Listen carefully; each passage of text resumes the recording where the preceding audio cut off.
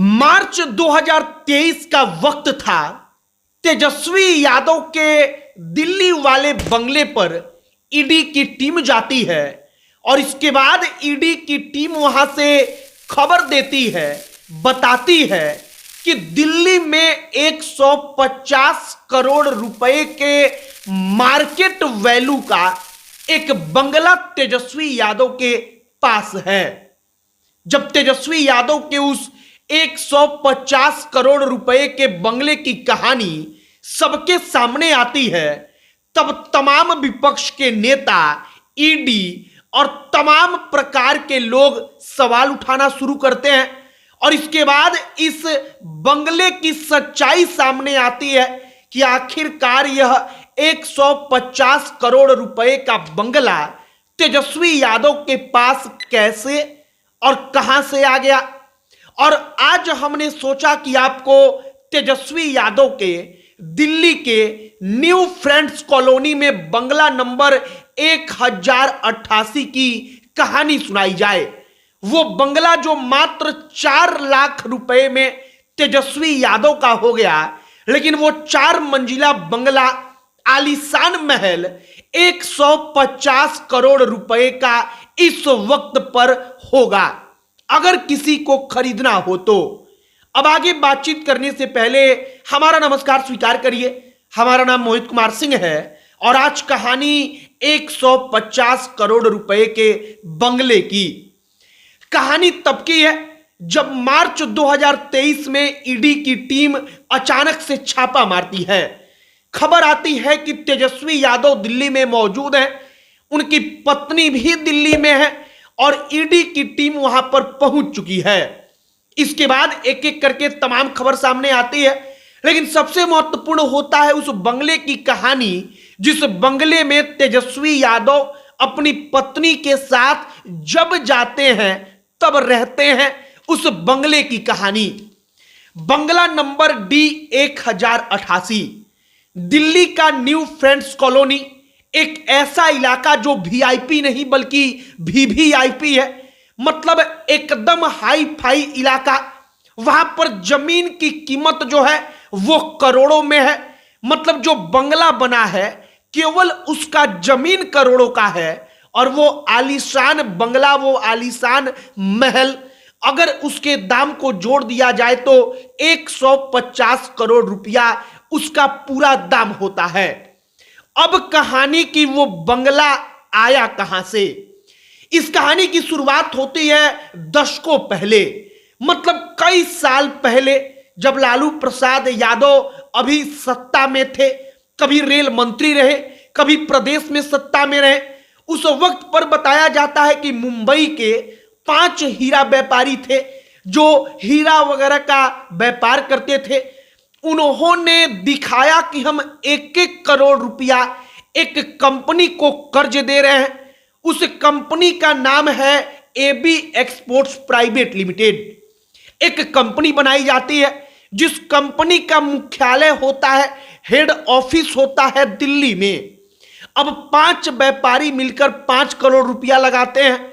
अब उस रुपये से वो कंपनी जमीन खरीदती है, एक आलीशान घर बनाती है और उस कंपनी के तरफ से वो 5 करोड़ रुपया का कर्ज उन व्यापारियों को वापस किया ही नहीं गया।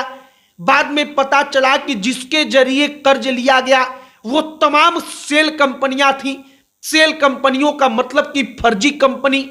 AB एक्सपोर्ट्स प्राइवेट लिमिटेड, जिस कंपनी के पास 150 करोड़ रुपए का आलीशान बंगला आ गया, उस कंपनी का पूरा शेयर तेजस्वी यादव खरीद लेते हैं मात्र 4 लाख रुपए में। 97% शेयर के वो मालिक बन जाते हैं और 3% शेयर उनकी बहन के पास चला जाता है। मतलब कि 100% कंपनी पर कब्जा तेजस्वी यादव और उनकी बहन का। अब यहीं से सवाल खड़ा होता है कि आखिरकार 150 करोड़ रुपए का बंगला 4 लाख में कोई कंपनी तेजस्वी यादव को क्यों दे देगी।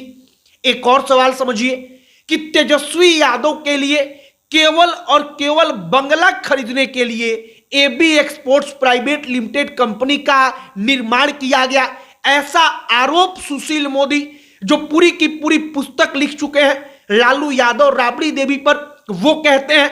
बड़े करीब से वो तमाम चीजों को जानते हैं। और ईडी इस बात को कहती है कि हमको प्रतीत होता है कि 150 करोड़ रुपए का मार्केट वैल्यू जिस बंगले का है, वो बंगला 4 लाख में तेजस्वी के पास आया। तो वो इसलिए आया क्योंकि पैसों को किसी भी प्रकार से इन्वेस्ट करके लालू परिवार के पास पहुंचाना था। अब आप अपने गांव में अगर किसी से कर्ज लेंगे तो वो कर्ज वापस भी करना होता है। दूसरी बात, अगर आप कर्ज लेंगे तो कर्ज देने वाला आपको ब्याज पर पैसा देता है, ना कि मुफ्त में पैसा। यहां पर सवाल खड़ा होता है कि जिन 5 व्यापारियों ने उस कंपनी को 1-1 करोड़ रुपया दिया, उन्होंने कहा कि हम 1% भी ब्याज नहीं लेंगे, मतलब 0 इंटरेस्ट पर उन्होंने पैसा दे दिया। दूसरी बात, पैसा वापस किया ही नहीं गया। तीसरी बात, जो कंपनी बनी एबी एक्सपोर्ट्स प्राइवेट लिमिटेड, उस कंपनी का क्या काम है? कोई काम उसका दिखता ही नहीं है।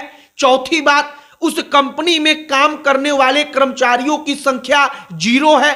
केवल डायरेक्टर के पद पर तेजस्वी और उनकी बहन जो है वो हिस्सेदार के रूप में मौजूद हैं।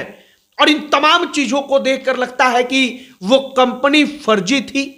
एक ऐसी कंपनी का निर्माण किया गया कि उस कंपनी के जरिए 150 करोड़ रुपए का घर, आलीशान महल तेजस्वी यादव के पास आ जाए। जब हम इसके बारे में पढ़ रहे थे तब पता चला कि वो बंगला किसी के रहने के लिए नहीं था, आवासीय बंगला नहीं था, बल्कि वो कमर्शियल ऑफिस के नाम पर रजिस्टर्ड था। मतलब एक कमर्शियल बिल्डिंग, और कमर्शियल बिल्डिंग में किसी कंपनी का ऑफिस होता है, बल्कि उसमें कोई आदमी अपने परिवार के साथ नहीं रह सकता। लेकिन तेजस्वी उसका उपयोग कर रहे थे। कैसे? तो अपने परिवार को उसमें रखते थे। जब वो पटना से दिल्ली जाते थे तब वहीं पर ठहरते थे।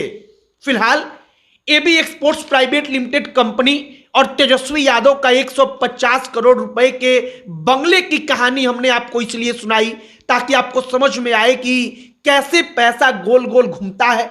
हमने जो भी कहानी सुनाई वो तमाम प्रकार की चीजें ईडी के जरिए और तमाम अलग अलग जो मीडिया रिपोर्ट्स हैं उनके जरिए निकलकर सामने आई। ईडी अभी इस पर आगे कार्रवाई कर रही है, मतलब कि कार्रवाई चल रही है। आगे अदालत से क्या होगा यह सब कुछ देखना महत्वपूर्ण होगा। लेकिन फिलहाल 150 करोड़ रुपए के बंगले की कहानी हमने आप तक पहुंचाई है। आपकी इस पर क्या राय है? कमेंट बॉक्स में लिखकर बताइएगा। बहुत बहुत धन्यवाद।